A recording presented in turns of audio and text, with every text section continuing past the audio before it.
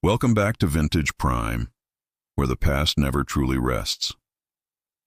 Aria received the letter 3 weeks after her grandmother's funeral. The solicitor's note was stark, just a single unsettling line typed on thick, creamy paper. You must return to the house before it wakes. The words had clung to her, a persistent echo that followed her all the way from the city, growing louder as she navigated the forgotten roads twisting through the dense forest. She hadn't driven this way in over a decade, but the route was etched into her memory, a scar from a childhood she'd tried to leave behind. Trees pressed in on all sides, their gnarled branches reaching out, scraping against her car windows with a sound like long, thin claws. It felt as though the woods themselves were trying to hold her back, or perhaps pull her in. The old mansion finally emerged from the evening mist, a skeletal silhouette against the bruised purple sky. It loomed behind a tangle of dead vines and a wrought iron gate that sagged on its hinges, broken and defeated. The house looked just as she remembered it, yet infinitely more weary. It had been waiting. The heavy front door, its oak surface blistered and peeling, was unlocked. It always had been. Stepping inside was like stepping into a preserved memory. The air was thick with the familiar yet unsettling scent of lavender, dust, and the metallic tang of rust. A ghostly silence filled the space, punctuated only by the phantom ticking of a grandfather clock in the hall, a clock she knew for a fact had not worked in 20 years. Her flashlight beam cut through the gloom, dancing across furniture draped in white sheets like slumbering giants. It slid over the portraits lining the hallway, their painted eyes seeming to turn away just as the light touched them, as if caught in a private moment, refusing to meet her gaze. The feeling of being an intruder grew stronger with every step.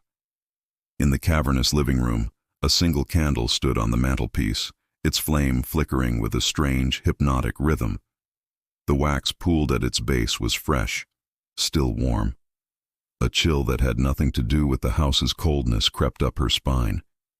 "Hello?" she called out, her voice feeling small and fragile in the vast emptiness. The only answer was the deep, resonant silence of the mansion. Then she heard it, a whisper so close it felt like warm breath against her ear. "You came back too late." She spun around, her heart hammering against her ribs. There was no one there, only the faint, disembodied echo of a child's laugh, a sound that seemed to drift away down the long, dark hallway and vanish into the shadows. Her eyes were drawn to the basement door, tucked away beneath the main staircase. It was wrapped in a heavy iron chain, secured with a rusty padlock that looked ancient. Pinned to the wall beside it was a faded photograph. She recognized her grandmother, younger, standing proudly with a group of strangers. Their faces were an unsettling void, meticulously scratched out with what looked like black ink or dried blood. Aria reached out, her fingers brushing against the cold, rough chain. Except it wasn't cold. It was warm, humming with a residual heat, as if someone had just been holding it. And from behind the solid wood of the door, a soft, deliberate knock echoed. Once. Twice. Then a voice, quiet and laced with a sorrowful warning, seeped through the cracks. "You shouldn't have come back." Fleeing the sound, Aria raced upstairs, her footsteps swallowed by the thick carpets. She found herself in her grandmother's master bedroom, a room dominated by a massive, ornate vanity mirror. It stood against the far wall, its silvered surface cloudy with age. As she stared into it, her own reflection stared back, pale and frightened. For a split second, her reflection blinked a moment too late. Her breath hitched. And then, in the mirror, she saw it. A tall, slender shadow materialized behind her reflected self, a featureless silhouette standing impossibly still. She whirled around, her flashlight beam frantically slicing through the air. The room was empty, but the air was thick with a new old scent, her grandmother's perfume. And with it came a faint, echoing whisper, the memory of her grandmother's voice from long ago. "We promised never to open the cellar." As if on cue, a deafening crack of thunder shook the house to its very foundations. The entire structure groaned, a deep, guttural sound like an old man stirring from a long, troubled sleep. From downstairs, she heard a sharp, metallic snap. the unmistakable sound of the basement chain breaking. A pale, flickering candlelight began to bloom from the bottom of the stairs, casting long, dancing shadows that climbed the walls towards her. The whispers returned, no longer a single voice but a chorus of hundreds. They overlapped and intertwined, crying, pleading, laughing, a cacophony of lost souls rising from the depths. Drawn by a force she couldn't resist, Aria descended the stairs, her hand trailing along the cool, dusty wallpaper. The whispers grew louder, clearer, swirling around her like a storm. On the final step, the candlelight revealed the source. The basement was filled with them.